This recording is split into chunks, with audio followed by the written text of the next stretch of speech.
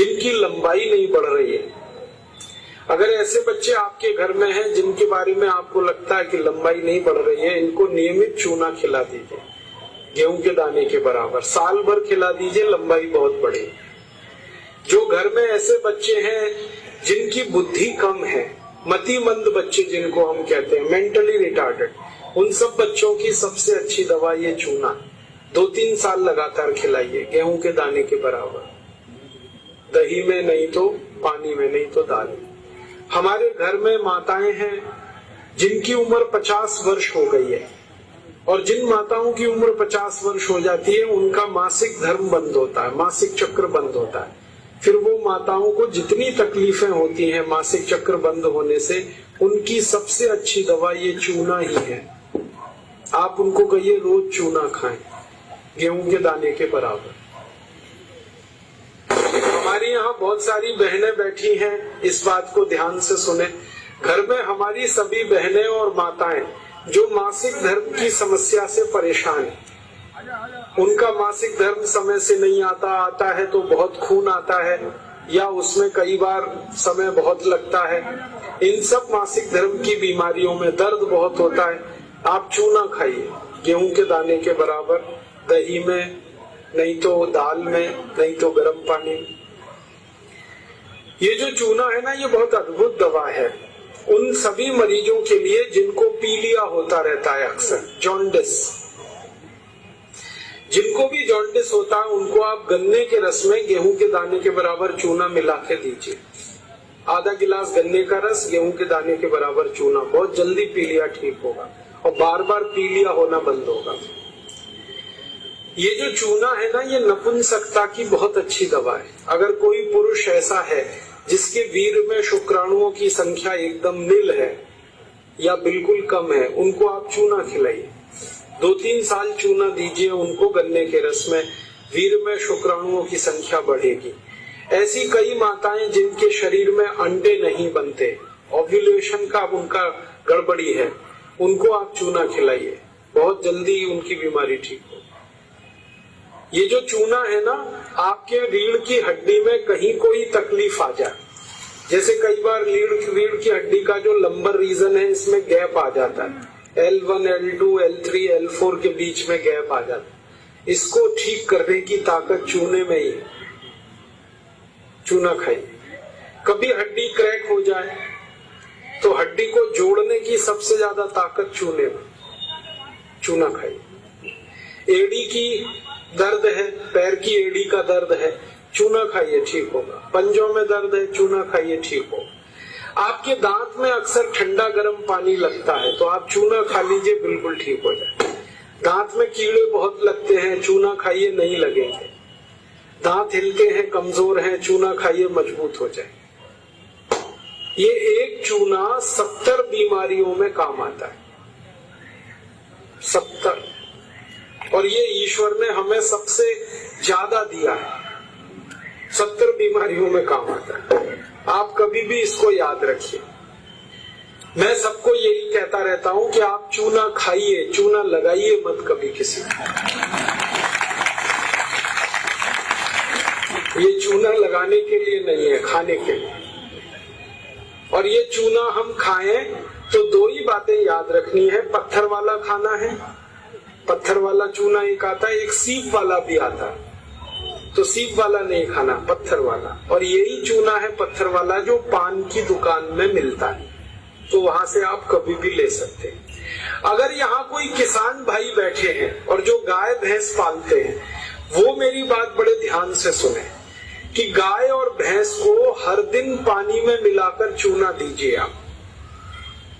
जैसे गाय 1 बाल्टी पानी पीती है, उसमें गेहूं के 4-5 दाने के बराबर चूना घोल दीजिए, वो पानी पिलाइए, तो गाय का दूध बढ़ता चला जाता है। रोज पिलाइए उसको चूने का पानी।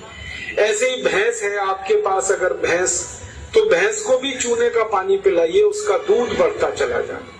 और अगर आपने लगातार ये जारी रखा चूना गाय और भैंस को, तो दूध तो बढ़ेगा ही, दूध में घी बढ़ता जाता है, मक्खन बढ़ जाता है, घी ज्यादा मिलता है गाय के दूध से, भैंस के दूध से। और एक बहुत अच्छी बात बताता हूँ कि गाय और भैंस को आप लगातार अगर चूना देंगे तो वो बराबर समय से माँ बनती है।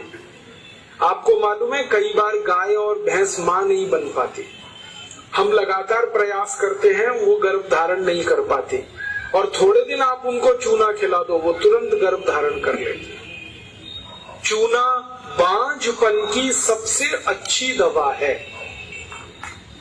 इनफर्टिलिटी, बांझपन, ये सबसे जल्दी चूने से ही ठीक होता है। माताएं भी इस बात को सुने ध्यान से कि ऐसी अगर कोई माताएं बहनें हमारे घर में हैं जो मां नहीं बन पा रही हैं और तरह तरह से डॉक्टर ने उनकी जांच की है और डॉक्टर कहता है जी मेरे समझ में नहीं आता, सब चीज तो नॉर्मल है, फिर भी मां नहीं बन पा रही है, ऐसी किसी भी मां को लगातार चूना खिला दो, बहुत जल्दी मां बनेगी।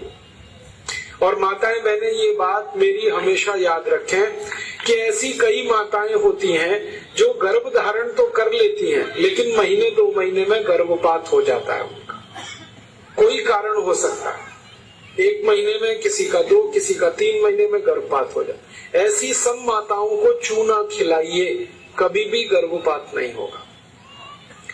और मेरा तो सब माताओं को ये कहना है कि जब भी कोई गर्भवती माँ हो अपने घर में तो उसको हर दिन चूना खिलाइए ताकि गर्भपात ना हो और बच्चा स्वस्थ हो। तो ये चूना कैसे खिलाएंगे? गेहूं के दाने के बराबर चूना 1 कप अनार के रस में मिला के पिलाना। माँ को, गर्भवती माँ को चूना चाहिए अनार के रस के साथ। क्यों अनार का ही रस? क्यों? अनार के रस में सबसे ज्यादा आयरन होता है, लोहा, और चूने में सबसे ज्यादा कैल्शियम होता है। और गर्भवती माँ को आयरन और कैल्शियम, इन्हीं 2 तत्वों की सबसे ज्यादा आवश्यकता होती है। तो अनार का रस 1 कप ले लें और चूना गेहूं के दाने के बराबर हर गर्भवती माँ को 9 महीने तक दे दीजिए आप सुबह खाली पेट। तो 4 फायदे होंगे इसके। पहला फायदा होगा कि बच्चे के जन्म के समय माँ और बच्चे को कोई तकलीफ नहीं होगी। दूसरा फायदा क्या होगा? बच्चा जो पैदा होगा वो बहुत हेल्दी होगा, बहुत स्वस्थ होगा।